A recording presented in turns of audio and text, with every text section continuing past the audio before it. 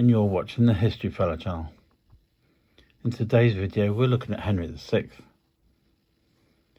Born at Windsor Castle, Henry VI succeeded to the thrones of England and France before the age of 1, when his father Henry V and his grandfather Charles VI of France died within months of each other. Henry was crowned King of England in 1429 and in 1431 King of France. His minority was dominated by his uncles Cardinal Beaufort and Humphrey, Duke of Gloucester.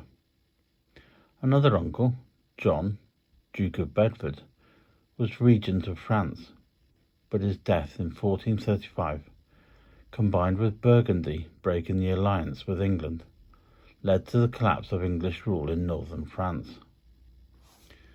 The dual monarchy proved too difficult for the king and England to maintain. The successes of Dauphine and Joan of Arc began to weaken England's grip on its French possessions, and Normandy was lost in 1450. Henry's cultural patronage and genuine interest in education was outweighed by his patchy and partisan interest in administration. Failure in France and domestic unrest, for example the Cade Rebellion of 1450, encouraged factionalism. In 1453 the king became ill. Richard, Duke of York, was made protector in 1454, but the king recovered in 1455. But civil war, though, had broken out between the Yorkist and Lancastrian factions, which was known as the Wars of the Roses. For the rest of his reign, Henry's queen, Margaret of Anjou, was determined to fight for the Lancastrian cause of her husband and son, rather than negotiate a compromise. Pitted against Henry was Richard, Duke of York, asserting his legitimate claim to the throne, descended as he was, through his mother, from Edward III's second surviving son Lionel, Duke of Clarence.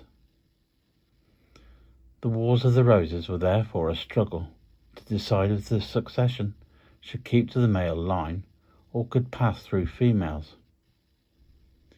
The Duke of York was killed at the Battle of Wakefield in 1460.